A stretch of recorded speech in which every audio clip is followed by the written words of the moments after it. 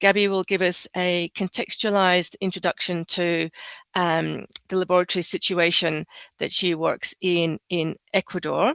Then Gabby will present 2 cases. We will discuss as we go. And then at the end, Gabby has 2 lab reports.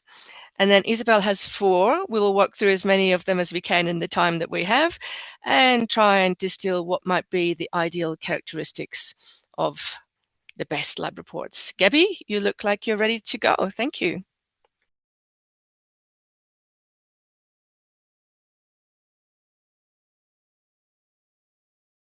I want to begin with this. Are you seeing my slides?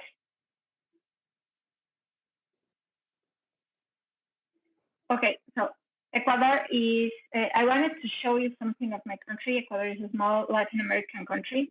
I think that understanding our reality as a country is very important for the understanding of the context of the cases that we are going to show you. I wanted to point that almost nearly 30% of the population in Ecuador lives in poverty or extreme poverty. The healthcare system is divided in 3. We have the private sector for a very small amount of people. And then we have 36% of the people that works with normal work, and we have the social security. And then the rest is going to the public sector, where we attend all the low income and all these poverty living people.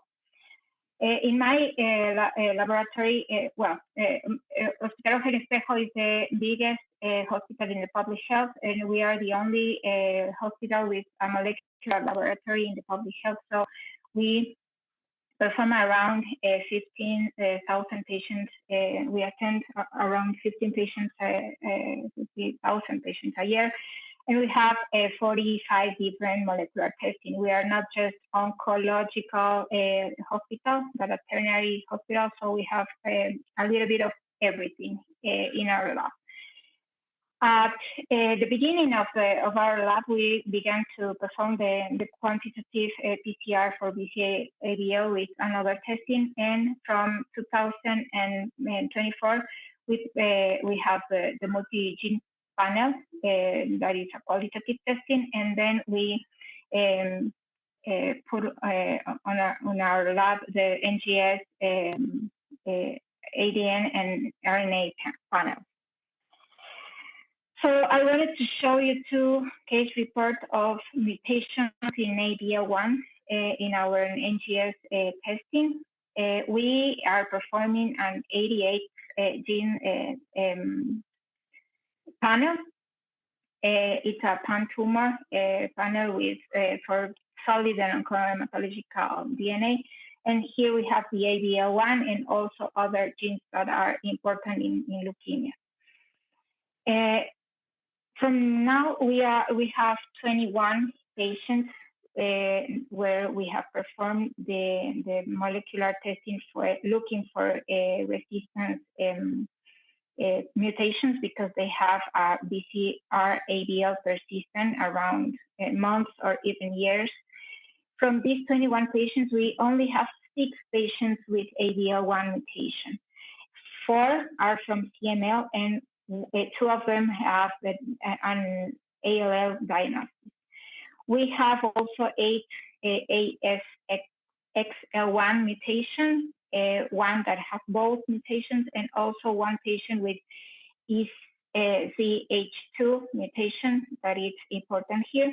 And 11 of the 21 are negative for the molecular panel. We didn't find any mutation that was important for the report. These are our cases from CML. As we see, we only have 4 cases here, but every patient have a different mutation.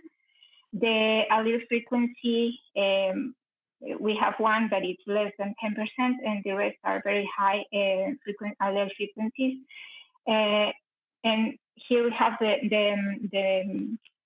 date that where they were diagnosed, and then all the controls, all the years that we have the controls here in our hospital, and then the two last this year ADL counting or percentage. So we have several months or even years of molecular detection of BCR-ABL, constant molecular detection of BCR-ABL in these patients.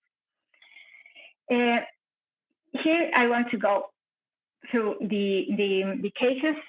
The first patient that I wanted to discuss is this patient of it's a young male, 23 years old. He was diagnosed at childhood at the age of 8 with pediatric CML. He initiated imatinib at the first line in another hospital in the public health system, but in the pediatric hospital. And then he went to a second level hospital to go on with the treatment. But at 2021, he came to our hospital for continued the imatinib maintenance.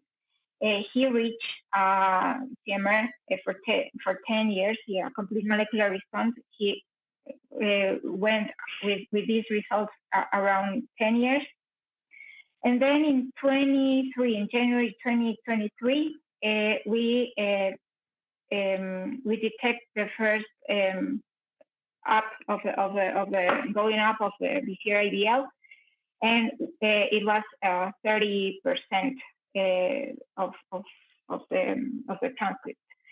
The physicians changed to a second line therapy with nilotinib, but he failed to achieve the complete molecular response at the beginning of the switching, and also he developed a severe drug hypersensitivity. So he turned back to imatinib because we don't have any other TKI in our public system. We only have imatinib or nilotinib, and that's all. So they turned back to imatinib, and then we saw that BCR-ABL was going up, so they changed again to nilotinib, that's at a lower dose. And on September 2025, we performed the NGS testing, and we found the mutation. This mutation is hereditary percent, this F369V. And right now, we are looking for alternatives for these patients. They are looking for a transplant and also for a switching therapy, but we don't have any other drug in hands right now. So it's a young man with a very good adherence to the treatment, and we don't have much to offer him right now. This is the patient journey in our hospital. So here in the graphic, you can see all the switchings that we have performed here, and also the mutational analysis. This mutation, the 359, it's a resistant mutation for imatinib, also for nilotinib. That's why he never reached a molecular response with nilotinib, and also for asciminib. So we only have as an alternative dasatinib, bosutinib, and ponatinib, but we don't have those drugs here in the public health, and some of them even in Ecuador. So I have some questions here. How do you think the alternative nilotinib in 200 milligrams is sustainable, even the resistance that he has, because it's a very high allele frequency that he has. Given that there are no other target treatment options for the patient right now, how should we proceed? And also, if the allogeneic transplant is go long or delayed, that as normally here, how we can manage the patient. And the last question I have is, when should we perform a second NGS to monitor another mutation that can come or show in this patient? Thank you, Gabby. Dennis, would you like to go first this time? Yeah, thank you. Thank you for sharing the case. I think that if you don't have any other option except imatinib and nilotinib, and you don't have access to dasatinib or ponatinib, probably to go ahead to allo transplant, that would be the right choice. And given that the patient is still relatively young, I will still go ahead to a myeloablative conditioning regimen, but you can consider the maybe the PTCY based GVHD prophylaxis in order to reduce the risk of a very severe GVH. That's what I would like to do. And right now, if you are now looking for the second NGS for the ABL1 kinase domain mutation detection, if a patient continues to have that high level of BCR-ABL transcript level, you can consider. But otherwise, we assume that the patient's clonal structure may not be that much changed because basically the two drug is the only treatment that has been given to this patient's treatment, and that wouldn't change the clonal structure too much. So I expect there wouldn't be that much of change in a clonal structure based on the ABL1 kinase domain mutation testing in these patients. Yeah, so maybe after the transplant, if a patient start to rise up the BCR-ABL transcript level, then you should consider the second NGS testing or the ABL1 kinase domain mutation testing. Thank you. Thank you, Dennis. Sue, what do you think? Yes, I certainly agree with Dennis on the testing. It's really interesting, this case. We don't see this type of relapse 14 years after diagnosis in adult patients. So I don't know if this is unusual for a pediatric case to have such a late relapse after the patient was doing so well. I think you mentioned that there was no issue of compliance, but that was my thought initially. Did this patient, they're going into adulthood, they're having to take the daily drug that may have some side effects. Were they actually not completely compliant? Was the BCR-ABL levels high, which was just sort of setting themselves up then to acquire other mutations? But that may not be the case. One other comment about the mutation analysis, I think it's good that you're able to offer an NGS that encompasses lots of different genes, so that BCR-ABL mutation test at 33% would actually represent quite a substantial level of the leukemic cells, because most methods to measure BCR-ABL mutations will isolate the BCR-ABL allele. So that's why we can see up to 100% BCR-ABL. But when you're using an assay that looks at other genes, you're actually sequencing both the normal ABL allele plus the BCR-ABL allele. So this value of 33% could be about half of what we would see if you were using another method. So I think that the variant represents a very high level of the leukemia, and it is unfortunate you can't get access to these other drugs that may actually lead to a very good and rapid response. For sure. Isabel, would you like to comment?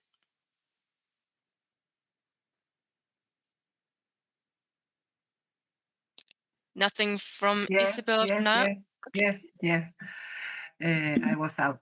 I would like to know, with my CML lab of mind, this variant, this mutation, was at the first relapse also in 2023, because it was detected after nilotinib treatment. But in the first relapse, he relapsed first in 2023. Yes, but we didn't have a chance to perform the testing at that time. We just got the NGS testing at 2025. Yes. So it's the first mutation testing that he had. And do you have access to a sample or not? To Of that time? No. Yeah. We only, maybe we don't have any sample of them of that long. Because he had a first relapse in 2023. And he was retreated, and 2025 he had a second relapse with this mutation. But he never got a molecular response with nilotinib from the beginning of the nilotinib. So 2 years without response. Without response, 2 years. Yeah. 2 years. 2020. Yeah. 2 years from sustained BCR-ABL. Okay. So interesting. Thank you, Isabel. Gabby, do you want any more comment on this case, or are you happy to move to your next one? Well, we're trying to get the allogenic transplant for these patients, but sometimes it takes like 6 months or 1 year here in Ecuador for the administrative paperwork. So we hope that the patient will be okay for that time because he's young and he's been okay for 2 years with BCR-ABL high percentage. So we are trying to get the best for this patient, but we have our limitations and our gaps of treatment here. It's more often that we like to. Dennis has another comment. Yeah, I just have a quick question. So in terms of you're now going to arrange the allo transplant, I wondered who was the donor, whether it is the sibling or methadone related or haplo, etc. I just want to have that information. And how long does it take to identify a donor? Yeah, we don't have a donor yet. Oh, so you are going to start a donor search. I got it. Yeah, he has no brothers or sisters, so we are trying to get someone else, but we don't have had any luck with this patient with a. I see. So, what is your chance of being able to identify unrelated donor in your country? The chance of identification of unrelated donor. We don't have any banks for that. We don't have any information. We have an institution here in Ecuador that is performing this searching, and also we have Ecuador has collaboration with Universidad de Navarra in España.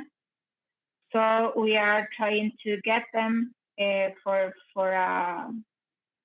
getting any options because we have a lot of patients, Ecuadorian patients that are go to Spain for the allogenic transplant. Yeah, so we are looking for all the opportunities. Yeah, so my final comment for that kind of in that situation is that maybe you may remember before the introduction of the glyvac, at that time, I think that lots of global experts in CML, they recommended to go ahead to allo transplant usually in 2 years after their initial diagnosis of CML. One of the main reasons is that before they acquire additional clonal abnormalities or the clonal evolution and progress to advanced disease, it would be better to proceed a transplant as soon as possible. In that context, probably you may have to consider if you couldn't find an unrelated donor and you couldn't find any sibling donor, you should consider the haploidentical donor who will be probably this patient's father and or mother. You can consider that kind of haploidentical transplantation option in this case. Thank you. Okay, thank you. Thank you, Dennis. Some excellent advice there. Gabby, would you like to? And if you need maybe some haplo transplant protocol, then please contact me. Then I can share it later. Okay, thank you. I was just going to say, I don't think that's the last time we'll be having a conversation around this case. Thank you so much, Dennis. Gabby, would you like to move on? Yeah, this is my second patient. he is a different kind of patient. He's a 46 years old female with poor adherence. He was diagnosed in 2018 in another hospital. And when she came to our hospital in 2025, she came with 47% of BCR-ABL and with a history of bad adherence, of poor adherence to the treatment in general. The thing is that when we got this patient, we were going through a lack of hospital stock. We didn't have any medication in our hospital. So she was like more than 5 months without any treatment, but hydroxyurea, it was the only alternative that we had. And then in 2025, in April, we initiated the imatinib treatment. And in May of this year, we performed the analysis and we detected an H396R mutation in 30% of allele frequency. And we are trying to get this patient back because she didn't came to the control. So we are trying to get her back. This is the follow-up of the patient. We have just three tests in our hospital. And as you see, it went down because of the hydroxyurea, but she didn't reach the complete molecular response. And we have this mutation, H396R, in 37% of frequency, allele frequency. This mutation is a mutation that is less resistant than the previous that I showed. This is just from imatinib. So we have nilotinib as an alternative for this patient. But here I have more questions. Given that nilotinib dosing regimen is more complex than imatinib, and considering that the patient's history for poor treatment adherence, how we should manage the case to ensure the success of the second line therapy, because it's difficult for her to take the pills. And how can I distinguish from? I don't know if there is a chance to distinguish from BCR-ABL persistent from poor adherence, because not always the patient tell us that she's not taking the pills, or to a real mutation testing for resistance. So given the cost of NGS and the access, because we have limited resources, and how many BCR-ABL testings with a positive result should we have for performing the NGS testing? Thank you, Gabby. Sue, would you like to go first this time?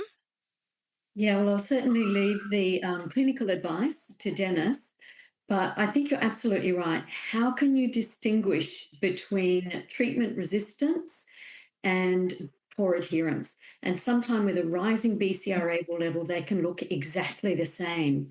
And it is sometimes only when you can detect a BCR-ABL mutation, such as in this case, which I think was 6 years after diagnosis, that you know this patient has now developed true resistance, but it may be because of their poor adherence during those 6 years with BCR-ABL levels remaining high. That we know that this is the natural history of the disease, that the patient without any treatment will invariably progress. We've had similar patients. I mentioned earlier that it is unusual to see that pediatric patient with a mutation about 14 years after diagnosis. In our cases of monitoring adult patients, it's the patient that we found a mutation, sort of the longest time from diagnosis was about 7 years. And again, he had a history of non-adherence, But fortunately, the patient was able to switch therapy and found an appropriate therapy and maintained response and has been doing very well for about the last decade. So I think that's the key. How can you get this patient to take their therapy? But it may be, I don't know, Dennis can comment on this, maybe it's some side effects that are just affecting adherence. Yeah. Dennis, what do you think? Yeah, I think that for the first question about the tolerability of adherence issue with nilotinib, because this patient already failed imatinib, and maybe the only solution right now would be nilotinib. And as you know, nilotinib, the standard dose is 300 milligram twice daily, but because of poor treatment adherence, patient may not be able to adhere the twice daily with the dietary restriction in that situation. So I suggested to go ahead to 450 once daily dose. So 600 milligram or once daily was initially developed. Actually, the nilotinib was initially developed as a 800 milligram once daily, but because of the QTC issue, they split the dose and they eventually developed as a 400 milligram twice daily. And based on the INEST-ND, we use 300 milligram twice daily. But because of that kind of adherence issue, you can try 600 milligram once daily. And if there's no QTC issue, you can go ahead. But if you are worrying about any potential side effect, I suggest you to go ahead to 450 once daily.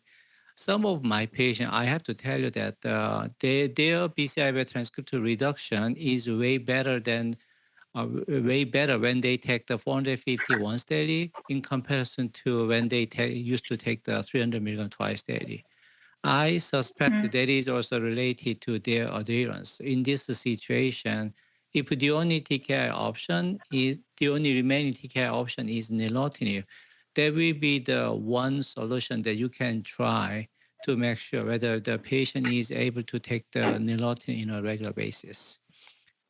And for the question number 3, given the limited resources, what time point during the relapse should NGS be performed?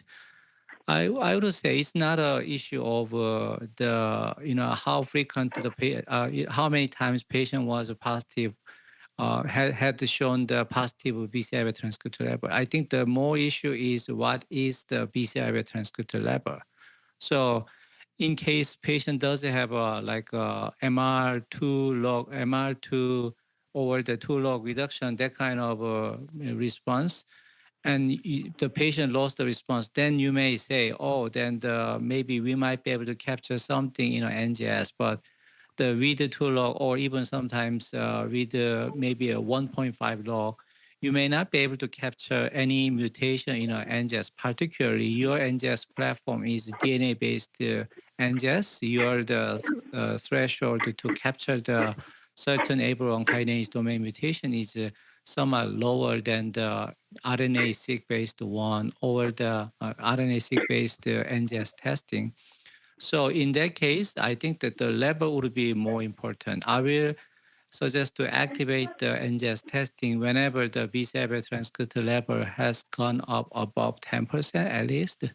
Then it will increase the chance of capturing the ABL1 kinase domain mutation based on that your the NGS testing is based on the DNA. Thank you. Yep. Thank you. Thank you, Dennis. Isabel, do you have anything to add? Yes, I think that this case has only one solution, nilotinib, no? And I think that it would be ideal to give the patient the key to improve his or her motivation to be adherent, first of all, because the problem is she's not adherent, and this is a key point to analyze for giving her a real solution in her life. The motivation. From that, all all the analysis and all Very evaluation. Very succinct Okay. advice there, Isabel. Any last comments on this case before we move on to Gabby's lab reports? Sue, Dennis, any last comments? Okay, Gabby, I think we can move on to your lab reports. Gabby has 2, and then Isabel has 4. I doubt we'll be able to get through all of them, but let's start and see how we go. Okay, here just for showing the other 2 cases from LLA, the only T315I was an ALL patient that deceased, unfortunately, and he had the two mutations in this ABL. And this mutation was found at the beginning of the disease, so at the boot. So with this, I close my cases, and then I have my lab reports. First, that's how we perform the qualitative testing. It's a panel of 30, and now we are going up to another of 51 fusion genes, and we can find here maybe the BCR-ABL that when we find in the qualitative testing, we perform always the quantitative testing at the beginning of the disease. And we use this panel, this kit, light mix from Koupermann. This kit gets all 3 transcripts, the most with the frequent breakpoints. So we don't have the chance to get any other breaking points that are not here because we don't have fish and we don't have cytogenetics at my lab. So we have to look for some other testing outside the laboratory. But this is the kit that we use for the quantitative performance. That's how we do our first screen of the result with the BCR-ABL quantitative testing, and also the qualitative testing if it's performed at the same patient. This is how we track our patient evolution with all the numbers, and then we have the visual graphic for the follow-up. And here I have 2 external reports of laboratories here in Quito. The thing is that most of the laboratories private laboratories that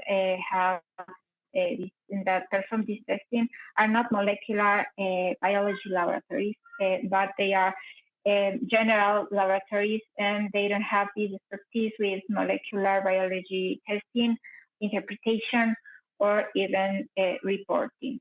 As you see, there's a lot of numbers and letters here, and it's very difficult to get the result. But here I have one thing that it bothers me and can be improved in this app is that a reference value that they put here because they are thinking as a general lab. We don't have any reference value, like not detectable in molecular biology. Maybe genome, the reference genome that we are using, maybe that can be taken into account, but it's not well. It's not well used in this terminology here, I think. And also here they speak about the translocation of BCR-ABL P210, and that's not the translocation, it's the gene fusion. So they have this misunderstanding of the terminology, and I think this can be improved. And the thing is that sometimes the physicians, when they get the results, they can't even get what is the real result, because when they have something detectable here in the result and they see not detectable here, they get very confused. And this is one of the biggest private laboratories here in Quito, and they perform the testing for a lot of small laboratories also here in the city and the country. And then we have another from another lab that, as you see, is similar. They both and almost every laboratory here, when it's not in a hospital, use gene experts. So it's a cassette, I don't know how to say it, testing, and they have the same shape of the report. It's a little more. It's more friendly to see these reports, but I think it can be improved also. And that's my two cases here, my two reports, and that's Thank you, Gabby. Isabel, do you do things differently? Or do you do the same? What would you do to improve some of the things that Gabby would like to have done better? You're on mute, Isabel. Sorry. Yes, there are many things to improve in those reports. I think that how we transmit the information, the results, is very important. And many labs in LATAM don't know how to do it well. Labs which perform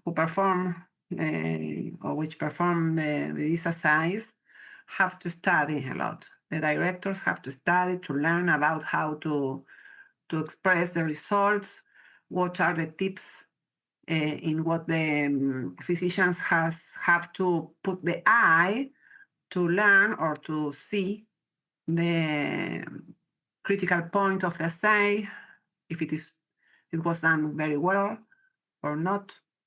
And it's a big challenge in LATAM to improve the reports and to learn, to teach colleagues how to do it well. Dennis, what might your standout ways to improve be? Yeah, I think that I think that when I get the PCR test result from the lab, then what I usually see is that I think that then particularly those cases having indeterminate. For example, the amplified transcriptor level is not enough, and we cannot properly determine whether the patient achieved the molecular response or MR4, MR5. It says that there's a 4.2 log reduction, but actually the whole the cell number, it is not enough to go down below the 5.5 log reduction. And in that case, I think that, but if it doesn't specify that how many reference gene was amplified, etc., there is nothing that we can determine that whether this sample was a good sample, sufficient sample to reach up to the limit of detection, or this sample is not enough. It doesn't have that much of good quality to reach out that kind of limit of detection. I think that kind of information also needs to be provided in your PCR report. That is my comment. Thank you. Sue. Yes, I agree. I think having some level of the quality of the sample is really important. So that sample, the result was undetectable. We don't know whether that was undetectable because it was a very poor quality sample and the RNA had degraded. Also, I like the previous reports where there was some indication of what the value was at the last time point. And I think that could aid the interpretation by the clinician as well. If they can see the previous results, then it can give some indication, is the BCR-ABL declining? Is it unexpectedly undetectable when it was higher previously? is that undetectable because it was just a poor quality sample? And I think over the years, there have been a lot of attempts, some educational publications to try to address these issues. Most recently, Nick Cross, a few years ago, published a very nice paper of guidelines for specifically for molecular monitoring of CML patients. So it suggests perhaps that this is something important that could be perhaps the clinicians and the lab staff could be made aware of. Gabby, I'll bring you back in to comment, but as you're doing so, Isabel, would you please get your slides up again and go through to your 4 cases, and we'll transition across to yours. Yes, of course. In the meantime, though, Gabby. Yes, well, our quantitative testing got like not valuable when the ABL transcript is less than 10,000 copies. So we have that point of the quality of the testing performed. But it's true that the majority of the labs here doesn't have the idea that how they have or what are they looking for in the sample and in this testing, and it's sometimes the results are not even useful for the physician. So we have to retest some patients in our lab. So we have that as a data point for the patient. Thank you for the comments. Thank you very much for bringing those cases and those lab reports. That was great, Gabby. Thank you so much. Isabel, on to your lab reports. Yes. Well, about the lab reports, here there are 3 ideas. So we have to improve our reports. Oh, okay. The recommendations for a molecular monitoring report are this. We have to include the control gene copy number in case of ABL1 as control gene, the copy number, detected in the assay to verify the sensitivity.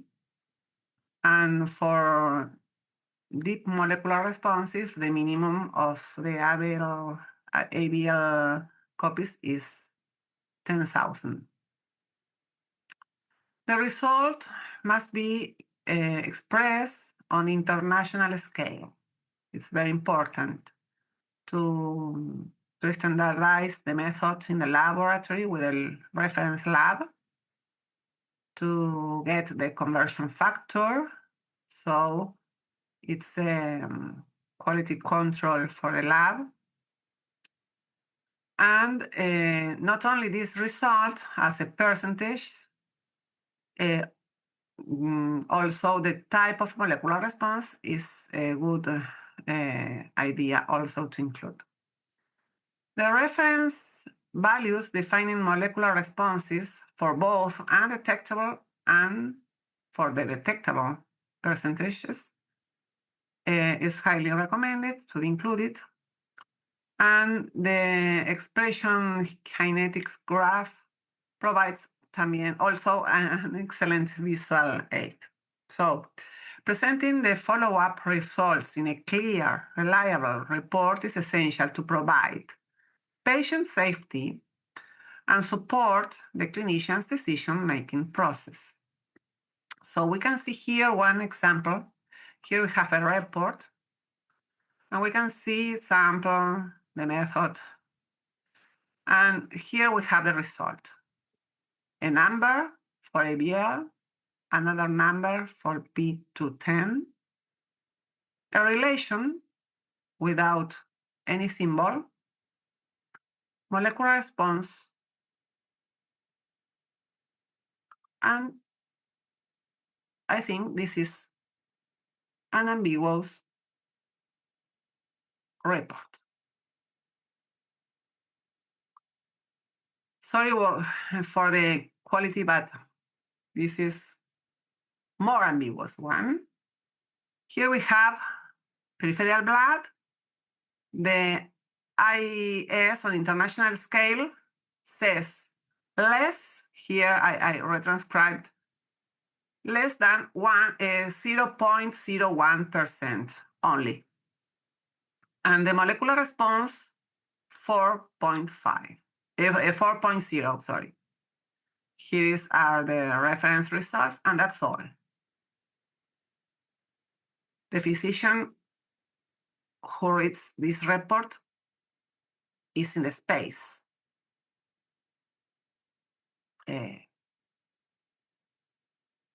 He's lost, or they are lost. Another report here, we have peripheral blood, the method, and the result says detectable.